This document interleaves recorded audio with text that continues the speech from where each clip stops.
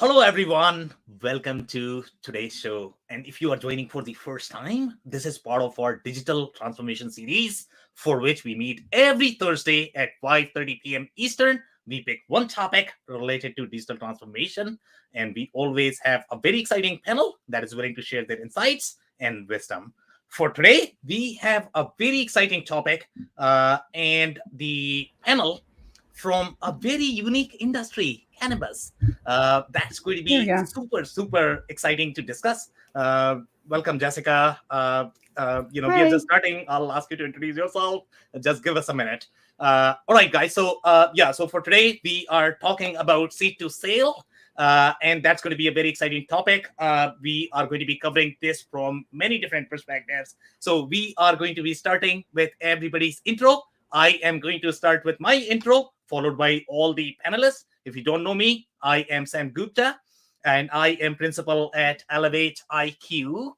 I have been leading ERP and digital transformation engagements for roughly 20 years. And cannabis is obviously the topic that is going to be near and dear to my heart. As part of Elevate IQ, we are the independent ERP and digital transformation consulting. At Elevate IQ, our focus is going to be on the business process re-engineering, system procurement, system selection, and ERP implementation. On that note, I am going to ask Chris to introduce next. Thanks, Sam. Chris Gherardini. Hi, I'm the president and owner of Turnkey Technologies. We've been implementing Microsoft Dynamics ERP and CRM solutions for 27 plus years. So appreciate the opportunity to talk about this topic. It's a great one. So for the conversation. Okay, amazing. Thank you so much for being here, Chris. Dave, can I move to you next for your intro? Sure. Thanks, Sam. Hi, everybody. My name is Dave Crysler, and I own an operations consulting company working with manufacturing, construction, and cannabis companies to help them develop and leverage the planning, people, process, and technology needed to grow. So thank you for having me, Sam. Excited for this conversation. I'm super excited as well. Thank you so much for being here. Jessica, can I ask you to introduce yourself next? Thanks, Sam. And I'm just so pleased to be here with my esteemed colleagues. Thank you for having me. I am the CEO and chair of Akerna. And Akerna is a technology ecosystem for the cannabis industry, providing seed to sale, track and trace, ERP, compliance, payments, and consulting.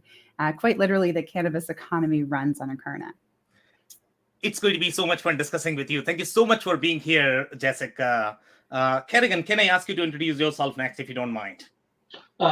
Thanks, Sam. Hi, everybody. My name is Kerrigan Morris. I'm the president and founder of Smart Business Consultancy, mostly into the lab testing facilities right now, where I do process re-engineering, ERP implementations, system implementations, and so on. I've been in the business for approximately 7 years within the lab industries, which is mainly geared at nicotine, food and supplements, dietary supplements, cosmetics, cannabis, and so on and so forth. My work spread across Canada and US right now, US being the primary, Canada being the sub, and we're getting there. All right, amazing, and love the depth of this panel. This is going to be so much fun for all of us. Thank you so much for being here, Kerrigan. Abu, can I ask you to introduce yourself next? Thanks, Sam. My name is Abu Bakr Asif, and I lead the group here at PANI. We are the systems provider for the cannabis extraction and the retail space specifically. We have been involved with the cannabis world, pretty much since its inception. Overall, we have been in business over the last 12 years and provide solutions for the food and beverage, chemicals, and general manufacturing industry. All right, amazing. Thank you so much for being here, Abu. So we are going to dig right into the topic. But before we do that, if you are in the audience and joining for the first time, make sure you guys are going to be commenting. We are going to be covering your comments during the show. And if we cannot get to them, if we run out of time, our panelists are going to make sure that they are responding to you for your comments. So we are going to open up our first segment with the first question with Chris. And that is going to be our standard question for this series. That is going to be just the scope of the seed to sale process. What are going to be different process touch points that we have in the process? How many roles are going to be involved? And overall scope of the process. Do you want to start, Chris? Sure, I appreciate it. And so I got three cannabis experts on the crew tonight, so I'm sure you guys will go a little bit deeper than me. But selling generic ERP, it doesn't meet the requirements of the cannabis industry off the shelf typically. And I think you're like, really? And if you think about the compliance and the regulations and the tracking, and I'm sure Jessica will have much more to add to that. But as you look at business process and the segmentation from grow operations to processing to distribution, or AKA retail. And there's different systems from here to here. And if you think about the grow operations, where again, it's no different than typical ag, where you're doing a seed forecasting, you've got crop planning, you've got agronomy considerations. And, so some of those systems, again, the standard ERP are like, well, where do I put that? How do I manage that process from just soil preparation and soil sampling and soil readiness? And then as you move forward, even procurement of seeds and different types of plants and tracing and authorizations and licenses. And so that's that front end of the process to get started. And again, then you're measuring yields and outputs, and then you get into production. And can you use a typical manufacturing system? So again, you look at core ERP can handle manufacturing processes. So you get people turning these products into a variety of different outputs, and some of it's chemical process manufacturing simulations. But again, then you get into the traditional back office, but now you turn into a distributor where am I managing a number of retail locations? And you're like, okay, great. So we're transferring product out to a retail site, but where does it get complicated? Cash, money management. You think about, wow, okay, how do I get paid for this? How do I move money around? So, I mean, I've got some real life scenarios. I got a group that's selling CBD products on the internet. And everybody's like, okay, what's the regs on taking credit cards on different types of cannabis products? And again, what we see is in my examples is Canada-based operations for U.S.-based companies that are doing credit card authorizations over that. And you guys are shaking your heads. You're like, there is a way to do it. And so, the e-com and Shopify, but we've got a credit card processor on the other side of the border. And so what you're hearing is complexity. And but again, as you look at the processes, there's different businesses throughout: growing, production, retail, point of sale, cash management. So again, a lot of complexity. I'm going to stop there. I think we can add more. So. Okay, that's going to be so much fun. So obviously our listeners are going to require some more colors there. Okay, I understand the payment process, between Canada and the US, but what are the real challenges from the regulations perspective? Do you want to touch a little bit on that? I am not that deep in the regs, so I'm going to have to defer to one of the experts that's on the panel here. So okay, all I know is that the deals that I've run in the state of Missouri, I've had to get third-party products that deal with the regulation compliances and licensing tracking and so forth. So a lot more documentation that has to happen on the front end of the processes. So I'm not intimate with some of the feature functionality. And like I said, I'll defer, and I'm interested in hearing what you guys have to say. So. Okay, amazing. And obviously Dave is actually going to have a lot to say there. And, a lot of people are going to think that, cannabis is definitely not agriculture. It's far deeper from the regulations perspective, from the process perspective. So Dave, do you want to set the stage for the seed to sale process, where it differs, and, maybe touch on the payment question as well? Yeah. I think I'll build on what Chris said, because a lot of great things that came out of there on the compliance side of things. That's where the complexity starts, right? And there's three basic, accepted compliance solutions in the marketplace today. You've got Metric, BioTrack, and Leaf, which I'm sure Jessica will be happy to chat about, considering it is part of her company. And on the compliance side of things, it's interesting, Metric is the leader so far. Metric has taken a bit of a different stance in terms of their go-to-market. Their customer are state governments. They're very clear in their marketing. So that's how they're attacking or positioning themselves, I should say. And BioTrack and Leaf have taken a bit of a different approach. It's an interesting one where they are looking at being providing services to both the state governments and to the actual operators of the cannabis industry. So BioTrack is pretty upfront with that kind of one solution, which is interesting. Leaf has a little bit of a different go-to-market, which I like from a kind of subsidiary standpoint, which I believe kind of gives them an edge in terms of being able to go to market duly. And, part of that reason that I think Metric is kind of leading the charge, one, they've been around, quite a bit longer, but two, it's very clear to define who their customer is. So I just wanted to throw that out there in terms of the compliance side of things. But as you get into the actual operations, as Chris mentioned, a lot of these companies, a typical off-the-shelf ERP is not going to suffice, especially a company that is vertically integrated. So they've got the entire supply chain under licensure, under one umbrella, if you will. So a typical ERP is not necessarily going to cover all of the finer points from an operations standpoint. And again, we go kind of into the weeds of that. But often what you find are what I would classify as more of a industry specific software platforms. That's what I'm typically seeing the most out in the marketplace.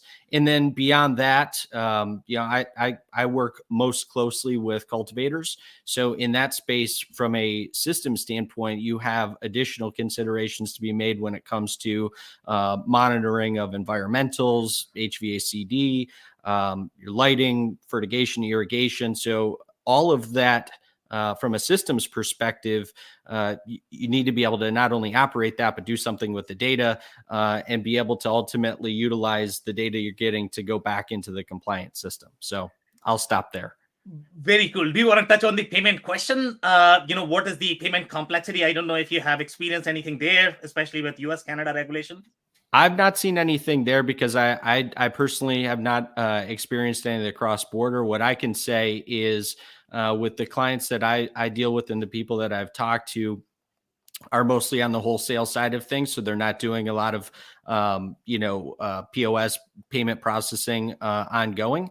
But there is complexity there. I know the one client that I had, it was, I'll say, a challenge to find a banking institution because there are only a couple of banking institutions available that really service this market. So it's a challenge not only on the payment side of things, but to just make sure that you keep in compliance on the record keeping side and the accounting side, and not just the cash exchange. All right, amazing insights there. Thank you so much, Dave, for that. So, Jessica, I'm actually going to come to you. And obviously, this is your world, right? So, I'm simply asking you to set the stage for the seed to sale process, where these guys are really close in defining the seed to sale process, where the complexity is. So, do you want to set the stage? Sure. And I think I'll just be adding to what Chris and Dave have shared here in terms of setting the stage, in that you can't just use a traditional ERP straight out of the box. And that's why we've really focused on an ecosystem approach and building a compliance engine so that our applications can connect to pretty much all of the mainstream ERP solutions. And with our most recent acquisition being 365 Cannabis, giving us that Microsoft suite to add to SAP, NetSuite, and Sage that we already had. So when we think about seed to sale, we're thinking about, and in fact, here's a good example. This does not happen to be, see if we can blur it out, doesn't happen to be a cannabis infused tuba chapstick. But if it were, or if I were holding a cannabis gummy, I would be able to tell you the farm on which those plants were grown, what was added to them during the growing process, when they were harvested, on what day, at what time, what the waste was, which is an important compliance requirement in most jurisdictions. And many of those compliance requirements have to be reported along the way to a state system. Dave mentioned, of course, we have a regulatory system as well as the others that are out there, Metric and BioTrack. We have Akerna Trace, which is our new name for leaf data systems.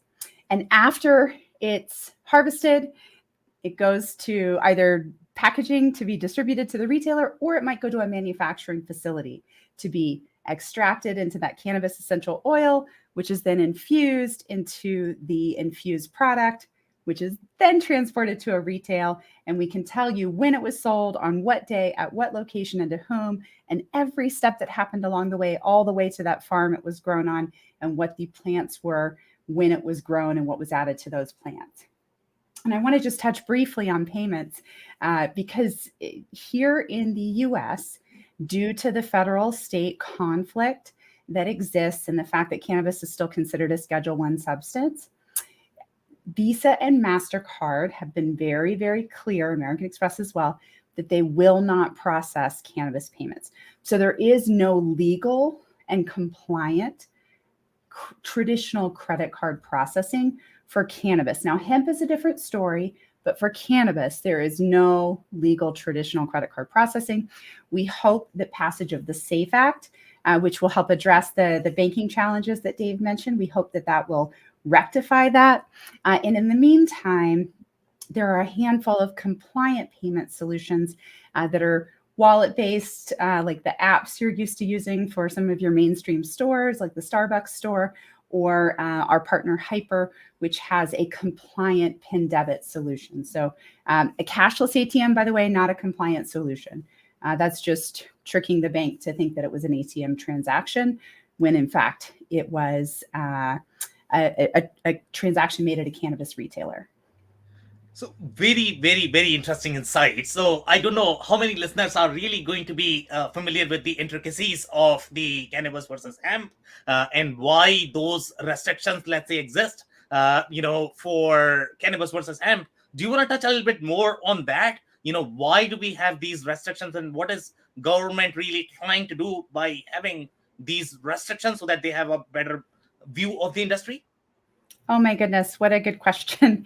And it's going to get far more complicated from a political landscape but I'll certainly be able to give a high level. Yeah. So in 2018, via the Farm Bill, the U.S. legalized hemp for national.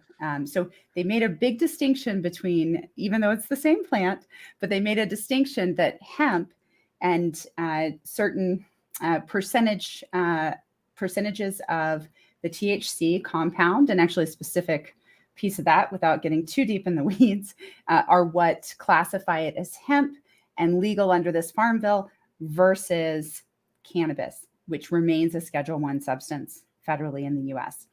And actually the FDA is supposed to be coming out with some guidelines for hemp and hemp cultivation.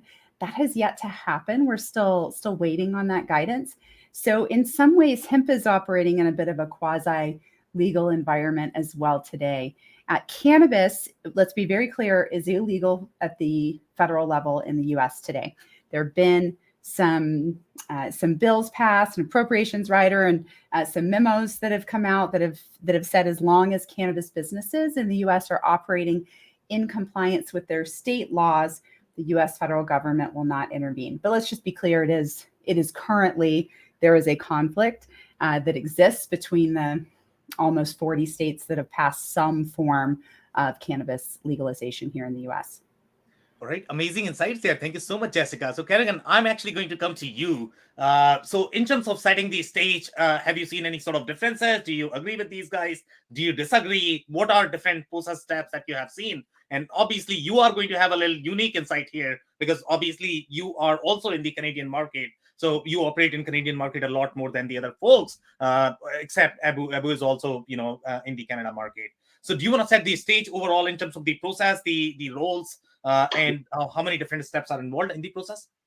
Yeah, I'm going to agree with what everyone said, but I'm in a little different space because we do the end process where we test the product once it's about to go into the market. So the industries that I only deal with are the testing labs. So once the seed is ready for sale, it then has to get approved by FDA or Health Canada, and it comes into the labs for testing.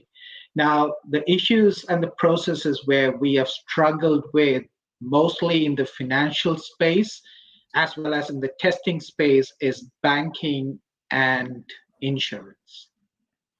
Insurance has been a real hectic thing to get any of the Canadian insurers to insure the product, where we had to go in and create the locking system, where we had to create safety parameters to bring in the samples to be tested, where we had to create logs and stuff to get around it, but it creates its own challenges around it. Payments are yet another issue where cross-border payments are literally none, because the banks, there are very few handful of banks in Canada that are willing to transact on cannabis. And then again, since we do not have the online payment issue, I haven't gotten into that level of the retail side because we are more as a B2B provider. So it's basically a bank transfer. Again, the testing doesn't get consolidated within a normal ERP flow. So you need to have a sort of LIMS system built in to do the testing, because each of those testing comes with a different level of complexities as to based on what you're being tested. Are you testing food? Are you testing smoke? Are you testing vape? Each of those solutions are totally different in the way each is tested. If you're testing smoke or vape, each of those have to be smoked and vaped 100 times, 50 times in different temperatures at different logins. And there are different challenges. And not to mention, yes, the legality kept in by Health Canada and FDA is such a high level. There are complications to each and every process that you run there. So as you get into the detail and you get into the weeds, you just sit and look and say, hey, it wasn't an easy process to get here. It's never ever easy when we talk about the business processes. I mean, they always get complicated when you really get deep into those. So thank you so much for bringing those. So I am actually going to have one follow-up question for you, and that is going to be related to your insurance comment. So a lot of people might not be familiar with how insurance componentry really ties into your operational and the financial processes. In some cases, people sort of understand that you probably need to buy insurance. But as such, what are the implications in your industry that you are seeing that actually throws off your operational or financial process? As I said, we are in the testing industry. In the testing industry, you could test a product, and if you give it an okay to FDA or Health Canada, they release the product into the market. But if our testing happens to be wrong within that, there is a legality that is included into that, which could be very devastating to the entire company, right? Like there are companies that have gone bankrupt with these wrong testing. So you absolutely have to insure yourself on all results that you provide, just to make sure that you are backed up by what you deliver to the customer. Okay, very interesting. So I think, one of these days we are going to have a topic to design an ERP system for those insurance companies, because that could be a nightmare as well, to be honest. Just to run that insurance companies to figure out, okay, how much moisture content am I going to have in the canvas? So thank you so much, Kerrigan, for that. So Ebu, I'm actually going to come to you, for your perspective on seed to sale. Do you want to set the stage? Do you agree with everything that has been said so far? Do you think there are any missing components overall from the process perspective that you have seen in your experience, the work that you do? Sure. I mean, so I'll build upon what everyone has said, and I'm going to talk specifically about the Canadian regulation because that's where the expertise is. So from a Canadian perspective, cannabis is federally legal, and while it brings its advantages being federally legal, they have also introduced a lot of complexity in the processes. So, for example, one of the key things that Health Canada requires is you have to file every month the CTLS reporting, which is the Cannabis Tracking and Licensing System. And it's a very, very detailed reporting of your inventory, essentially. You have to, start from where you procured it to how you use it in different processes.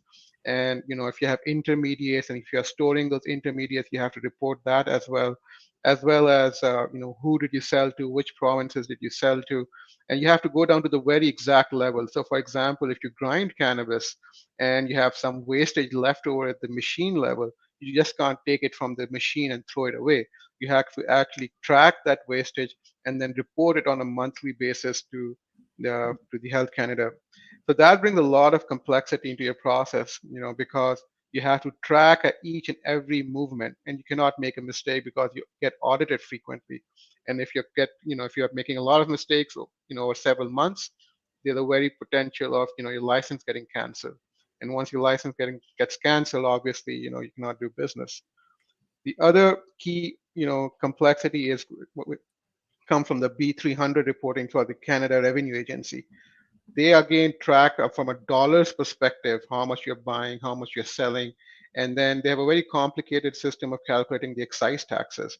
So the excise tax is based on the THC percentage, and then it varies basically on the product type. So for example, if you are draw and feedstock cannabis would have a different THC excise duty calculation component to it, versus if you're selling a cannabis 2.0 product, which is your edibles or your vapes or your cartridges, it will be calculated very differently. Again, if you're selling it to a different province in Canada, we have then an added complexity that each province has its own percentages and own excise duty calculation rules. So that's where a lot of those ERPs, or your system, your traditional manufacturing or your food and beverage system would fail, is that you cannot track it at that minute level, or it becomes very cumbersome to do in a traditional ERP system. Once you go down to the retail world, again, a lot of complexity. If you're a retailer, you cannot buy directly from a processor. You have to go to those state boards to buy your product, and then you have to communicate with the state board. So it becomes a very complicated way of selling. So for example, if you're a processor, you're making vape cartridges, you want to sell to a retailer, they go via the state board, but you're marketing directly to those retailers, right? So you cannot communicate your demand to the processor. You have to go to the state board, and that's where they buy it. The other thing is, at the retail level, there's complexities around tracking how much cannabis you sold to a specific person. You have to capture the identity. You have to have very strong theft systems. All of that, again, produces a lot of complexity. Another thing on the cash cycle front is, since you're doing the end retailers to the state board, and they have very long payment cycles. So typically in the cannabis world here in Canada, you'd have up to 8 to 9 months by the time you get cash back into the system as a grower. So that again adds a lot of complexity around cash flow planning, and making sure your lines of credits and everything are in place to cover that cash for the next 8 or 9 months. So again, you talked about the payment side. So that again is very complicated. As you know, most of the large payment processors, they're based out in the U.S. And as soon as they hear the word cannabis, they would say, nope, we're not processing it for you. So what has happened here in Canada, at least, there are some government banks. So for example, here in Alberta, you have the Alberta Treasury Board, which is a government, provincial government-run bank. So they will help process your credit card payments. So there are some ways around it, but it is expensive. You don't have a wide variety of choice. It is very restrictive, and there are lots of compliance requirements around it. So that, in that perspective, is the government reporting. A lot of it is similar to here, to the U.S. state level reporting, which brings the complexity here in the cannabis world. Okay, very interesting. So I am going to have one follow-up question to you related to your comment related to these, buying agreements that you have with the state governments. And I don't know how the contract process is going to be overall. I don't know if that is going to have a lot of nuances as well in terms of getting that specialized functionality. Otherwise, you will not be able to track that. So have you seen anything specific in terms of the way the contract is structured? I don't know if there are going to be any sort of pricing arrangement that they have at the contract level that is going to be different from your traditional commerce. So basically the issues come in the ordering systems. So the government board do not have that same level of pressure that an end consumer company would have, right? So their systems and processes, tend to be slower and bureaucratic, right? So if you're a company in a retail world and you want to move fast, you have to really follow the government board's ordering process, which can be slow and cumbersome. So that introduces the complexity of satisfying your customer demand, anticipating the customer demand quickly enough, and then placing those orders, which becomes more difficult and cumbersome compared to a traditional retail space. Okay, amazing. Thank you so much for that. So, Chris, I'm actually going to come to you for the next segment. And as you know, the next segment is going to be really the system in action. And as you can see in the process, we have a lot of different moving pieces. And when you have a lot of different moving pieces, it's always fun to design the architecture and the systems around that. So when you look at different systems as they are talking to each other, what are the challenges that you have seen? I don't know if you're going to have any specific story of, how many components were involved, how they spoke to each other, what was the source of truth, what were the challenges in the architecture. Do you want to talk about that? Sure. I mean, again, not naming any names. The one was they were a hemp distributor, so an online distributor, and that's why the Shopify Canada payment process. But as you look at just the disparity in systems, and Jessica alluded to, for an indoor grow operation, for example, the complexities in the technical architecture and monitoring, and you're using IoT concepts and sensors to gauge collect a lot of telemetry data on the grow operation. And so I have not had direct experience in connecting all those devices and sensors, but you get the complexity of that. And where do you drive that data? And again, it doesn't fit in an ERP system. So we know that there's an intermediate in terms of doing the analytics on grow operations. So architecture, sensors, a lot of technical infrastructure for indoor operations, a lot of automation. If you think about that, right, you can't be people dependent. But as you flow through to POS systems, even that, you don't have a lot of ERP systems that have a point of sale system, unless it's, again, industry specific and somebody's pitching a platform for the entire supply chain of the operation. So, but you do continue to bolt on, and even the payment processors, finding somebody that's compatible with what your product line is, and how do you manage the money, and what's the automation that's available there, whether you have to go out of the country to get a bank or not. So I don't have a lot of direct experience on those other pieces though, Sam. So that's what I would share at this point. So I am actually going to have one follow-up question. And Sure. as you know, in the agriculture and the cannabis space, there is a lot that is happening in the operational technology space. And obviously, that is going to be a different beast altogether. That has different workflow, different processes. Obviously, they need a lot more data. And sometimes, people are sort of biased with the operational technology. I'll tell you why. Because that actually helps them in closing the deals. Your ERP processes are great, but they don't necessarily care as much as they care for the operational technology. The more data that you are going to collect at the field level, the more data you are going to have at the product level, the more compelling your pitch is going to be, especially in the agriculture and the cannabis space. So from your experience, do you see that the companies are really bringing that operational data into the ERP workflow, or are they maintaining separate architecture for the operational technology? It's a pre-extension of the ERP, whether you consider it a data warehouse or whether there's an app that's built onto it. And again, I'm not, I don't even know that the Cannabis 365 application has been extended to incorporate more of that front end data into that process. So I'll have to defer on that detailed explanation. So.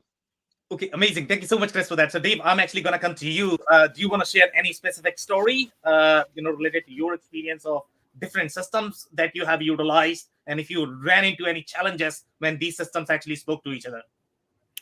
Yeah, I think kind of as Chris, mentioned in there, at least the majority of my experience, I've not seen a lot of communication between systems. I'll give you one example. I'm working with a cultivator right now who is in the process of identifying and ultimately getting to the point where they're going to implement some operational control systems to monitor and control their, really their entire growing rooms. So you're talking about the lighting control, the fertigation and irrigation, the HVAC. So they're monitoring all of that, those environmental conditions, and then the systems that they are looking at currently will also then ultimately control those and all of that data. So all of that, typically what you would see from, let's say, a business intelligence standpoint that, will be pulled from ERP and analyzed through business intelligence. Currently, all of that sits in basically a third party that has no interaction anywhere else. So it has, a siloed interaction in and of itself. It's capturing the data. It is analyzing the data. It's allowing you to control those individual, pieces of equipment, if you will, but there is no other communication happening to a front end system, to a compliance system. So everything from my experience has been very siloed. And I think even for I mentioned this a little bit earlier, but even for the really large cannabis companies that are vertically integrated, I would say, at least based on the systems I've seen, would be challenged to find one solution that has the ability to communicate without doing some kind of unique some unique solutions, let's call it, to be able to achieve that. So that's where I would say. Okay, amazing. So, since these systems are siloed, I'm going to have one follow-up question for you. And that is going to be, obviously, when you look at the processes that Ibu was describing or Kerrigan was describing, that you really need to look at the inventory level. You need to track the wastage at each step. Now, that could be a lot of work. So I don't know how these guys are reporting, and I don't know if the compliance issues that we are going to have in the US are going to be similar to Canada. But in Canada, there seem to be a lot of work that you need to put in to be able to report and to be able to comply. Otherwise, I don't know who's going to insure. Hopefully you can find the insurance company that is willing to insure. So in your experience, when you look at these siloed systems, are they, do you have to put a lot of work to be able to report, or is it okay? No, I mean, it's, as you would expect. So first, I would say, based on what they said, that the U.S., regulatory compliance sounds very similar. The compliance systems require reporting on a regular basis. It is very much, as Jessica kind of pointed out that during that seed to sale walkthrough, it really is every touch point. Think chain of custody, right? That's the easiest way to say seed to sale in this particular instance. And on when it comes to the actual process part of it, it's just a lot of manual touches, right? There are technology that you can implement within the system. They have RFID, so you can implement that as part of your technology scanning to be able to, at least for the large movements of products, ins and outs.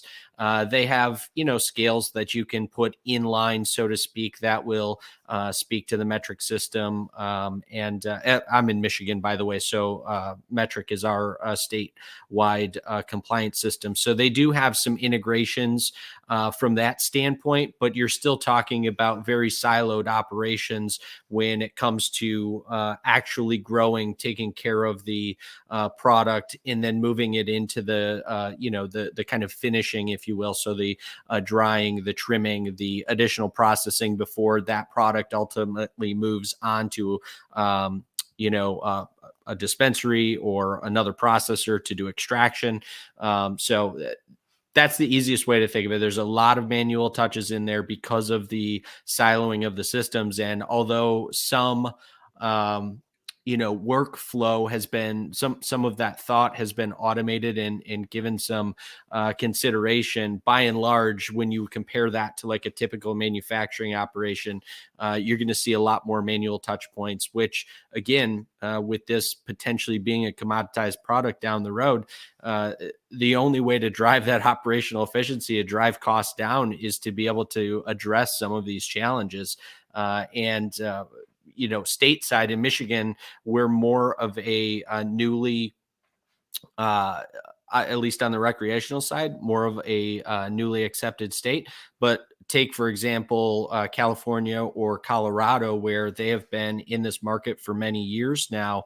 The price that they are selling product at and where they need to be at in terms of cost of production, it's significant. So the only way to maintain margin is to drive that cost out, like you would see in a typical manufacturing operation. But there's a real challenge there when it comes to the manual touch points. Okay, amazing. Thank you so much for those insights. So Jessica, I'm actually going to come to you. So when obviously your preference always is going to be, let's say if your system is going to be integrated with some of the other ERPs, then it's all good. But I mean, when you are working with any of the customers, sometimes they are going to have their own preferences. And sometimes the interesting stories could be that, they probably want to have their own custom system ERP. So I don't know if you have any specific stories that you might be able to share overall in terms of integration, exchanges of the data between the systems, and if you have seen any issues either related to data integrity or just the way system communicated. Sure, and gosh, it's a complicated challenge, as Dave has, I think, outlined really well, and some of the various steps along the way. And it's one we've been working to solve for a large number of years. We've been in business for 12 years now, and we've built a really nice ecosystem, a network that connects all of these API points. We have over 80 integrated partners that connect to our API in some way. And so what that means for our clients who are, maybe they want to run their entire own ERP system and they don't want to use one of the ones for which we have these pre-built connections. that's great. We allow them to connect directly to our compliance engine. They can custom code to all of those endpoints, and we can still provide the compliance pieces of checking in and reporting to Metric in the states where Metric is the state system, or checking with a pharmacy to determine if it's a legal patient to whom you can sell, which is the case in some of our medical states. So by building that network and building those integrations, it's really a matter of, as a business is looking at their technology stack and at the ROI of their technology, is it worth it to run this particular piece in a manual way, or is it worth it for them to connect it to our ecosystem and maybe access our aggregated reporting and some benchmark reporting and analytics, access a choice of ERPs so that they can continue to implement new accounting and tax planning systems as they grow. So we really try to provide that choice and to provide the framework for those various pieces to connect. And then, of course, we try to provide as many out-of-the-box connections as possible from which to choose, but there will always be, to your point, some specific pieces. As long as it has the ability to connect to the internet, we can bring it in some way. Okay, amazing insights there. So I'm going to have just one follow-up question for you. So when you are working with these customers and the companies, what is the biggest technical challenge that you typically see working with them? The biggest technical challenge is the lack of investment in technology. Okay. So and it's because the cannabis clients have grown so rapidly. We have clients that are doing, $200-300 million in revenue that were $5 million a few years ago, and they haven't necessarily invested in their technology along the way. And that is something that I think many of them are aware that they're underinvested and are evaluating how to put in place. And they're also tracking their growth rate and saying, okay, how do I think about going from 5 to 300? And where am I going to be in 3 years? What system do I need to implement and the time to implement it so that there's the ROI and I don't have to rip it out and replace it in 3 years? And we're having those conversations with most of our largest clients, and both in the US and Canada, because the industry really has grown so rapidly. And because of that, they're underinvested in technology. And that means a lot of manual processes. And ultimately, manual processes will lead to errors. Yeah, could not agree more. Thank you so much, Jessica, for that. So, Kerrigan, I'm actually going to come to you for your story. So, obviously, as you mentioned, I mean, you are in a very interesting space because when you talk about the LIMS integration, and I don't know how many people are going to be familiar with the LIMS integration, that's going to be a very, very, very thick integration. And unless the integration is pre-built, obviously, it's going to be very hard because that is going to be very operationally connected. The way your operations are going to be structured in the laboratory space. So in your case, when you work with these systems, I don't know how many systems are going to be involved in the majority of the integration that you are working on. Have you seen any issues when these systems are talking to each other? Any sort of data integrity issues that you have experienced, when you are working with these customers? Absolutely, Sam. I would have to agree with Jessica. Most of the companies that I've worked with are way behind in investing in IT technology. Their systems are so way behind because most of these LIMS systems are built in-house. You have very few operators in the market that have structured programs to basically test standard methods. And in the market, if you go to look at the lab testing, especially in the cannabis, there aren't very structured methods of testing cannabis. So most of it is in-house built methods that are then pre-approved either by FDA or Health Canada. Now, these in-house methods come with its own complications of manual work right from the COC till the COA gets generated, right? Now, there is data that gets transferred, which I've been working on with various APIs from the LIMS system into the ERP, but it's not the ideal scenario because you're always working with Band-Aids around a wound that's ready to burst. Now, as your data starts growing, when you go from a 500,000 month company to a 5 million company, the bandwidth of which you're going to flow that data from your front end to your ERP stretches itself. And an API may not be the ideal connection to hold that bandwidth at that point of time. Because remember, the market is pretty new in cannabis. And everything that's revolving around the limbs, it's like if you take, it's a 60-40 method where 60% is automated and controlled and you have 40% of manual labor that's going through it. So those are the views that I've been seeing as I've been working through most of these processes where we have been trying to automate processes from inbuilt house systems. Yeah, so some very interesting insights there. And you made a very interesting comment that I am going to retouch on that, and hopefully you can provide some insights there as well. One of the things that we notice when we are talking to our customers, especially, when we talk about integration, and obviously one of the sales answer always is going to be, hey, I've got APIs. I can connect with anything and everything because I've got APIs. But you made one of the comment that in this specific situation, the situation that you were describing, that API may not be ideal solution for that. So do you want to build a little bit more on that? Why do you feel the APIs are not going to be best fit for every single situation? See, an API would connect what you tell the system to connect, but it's that data. How are you going to bring the data, or what is your use of your data? Now let's look at a simple example.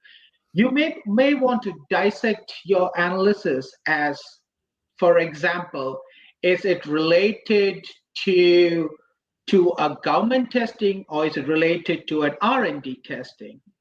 All right, or is it related for a product release? Unless and until your data comes in that form, the API is going to do what you tell it to do, right? Now, as your data grows within your front-end system, you should have the capability where you can dissect your data into different dimensions at the point of transaction. But if you cannot do that within your system, an API is just going to take a data dump from A to B. It's not going to dissect it in the way you want the data to be read, right? And as your data starts growing, your methods are going to start varying. You're going to have your own complications built into it, into how you can dissect that data. And that's where the challenges come in, right? Is how do you want to analyze your data? And analyzing your front-end data is the key step to figuring it out. Like, for example, at one point of time, there might be a new rule brought out by FDA or Health Canada saying you can't use any more of your leaf products. Now, you wouldn't know that until you look at your data and say, hey, my testing on going down. So what is the next product level that I can jump to keep the same amount of revenue coming in, right? And it's really crucial to understand the way your business is functioning or dealing in a particular space. I hope I answered your question, Yeah, Sam. Or you did did. I miss Thank you. out something?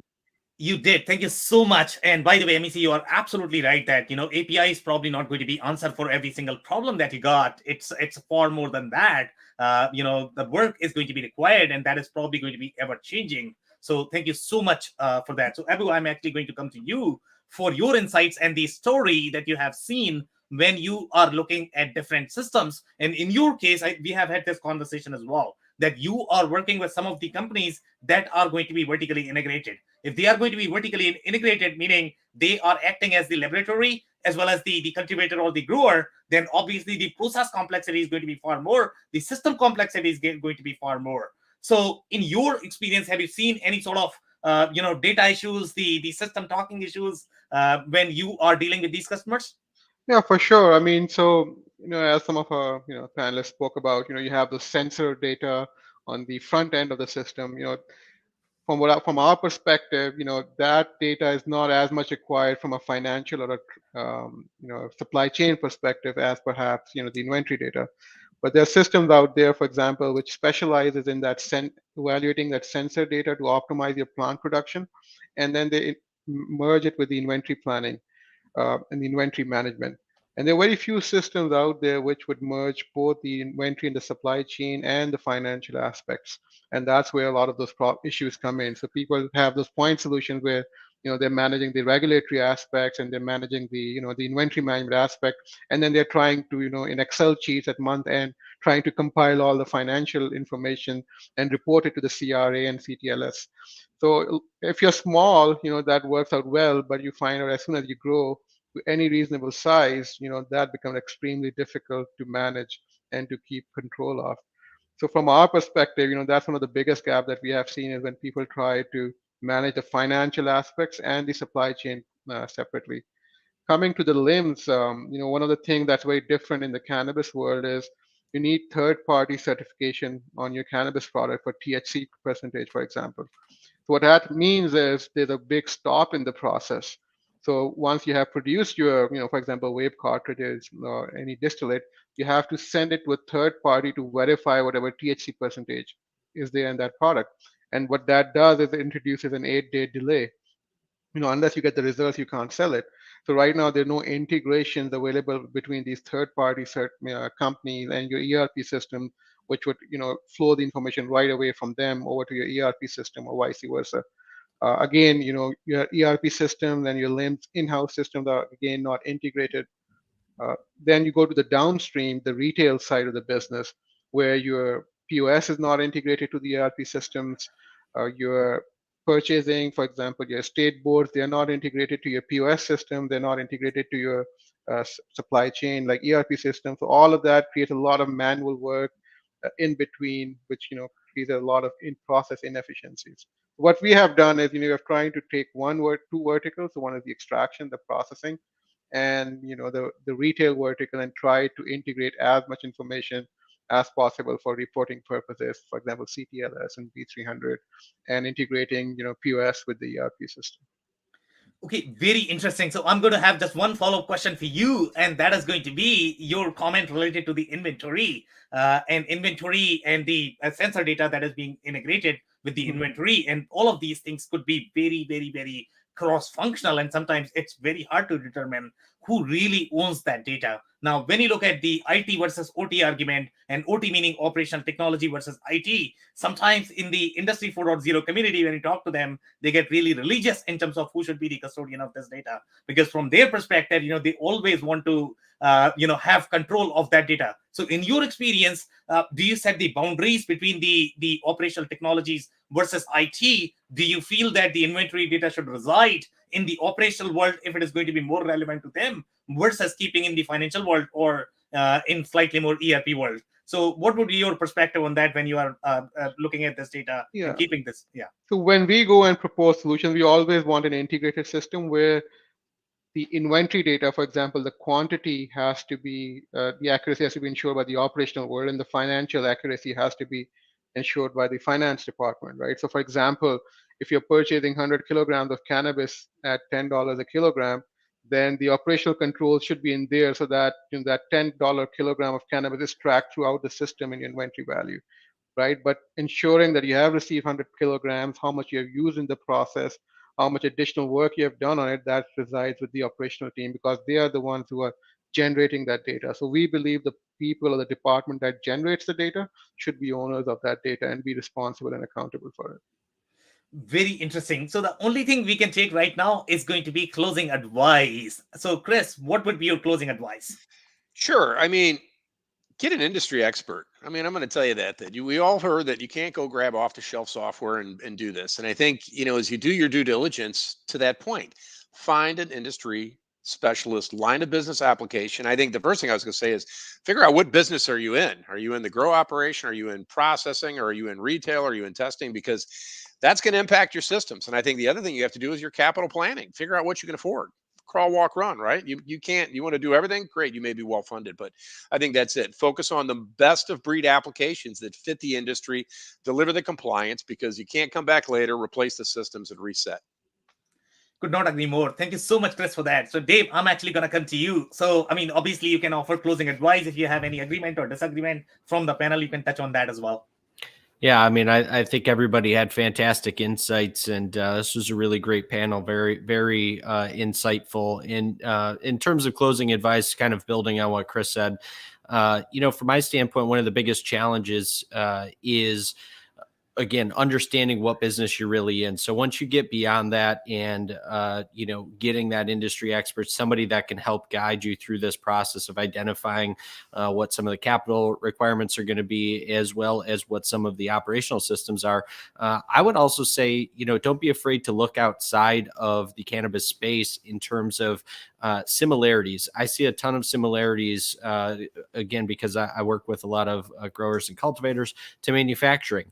And so there's a lot to be learned from the operational infrastructure of a manufacturing facility and bringing that into a cultivating facility. So I would say that's a great place to start for people that are trying to learn more and trying to expand from a systems perspective.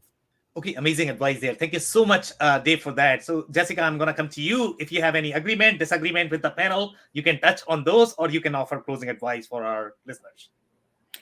I think I'll just offer a few words here to build on what's been said by other panelists and throughout the panel. And that really comes back to, I think, this word that has come up again and again and again, which is compliance.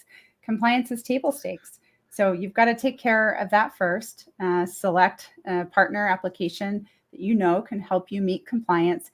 And then I guess I would add to this discussion of ROI, any good piece of software should provide more value than it costs. And you need to evaluate that each step along the way. And so ideally select something that can grow with you as your business grows.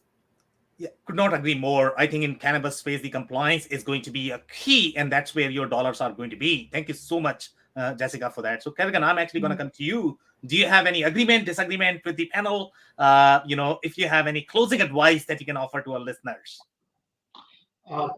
I don't disagree at all with the panel. I think I have learned a lot in this 1 hour, and I've got to thank everyone on this panel. This is information that I never had 60 minutes back. Thank you very much for that. The only closing advice that I would have is know what business you want to be in. You've got to understand what your end goal is, where you want to be, and what you want to do. Because there's a lot of moving pieces to a cannabis business. You can start with the growth, you can start with the retail business, you can start with even storing, you can start even with financial. It all depends on what space you want in and what market segment you want to catch in. And that is extremely important before anyone gets into this business. Yeah, could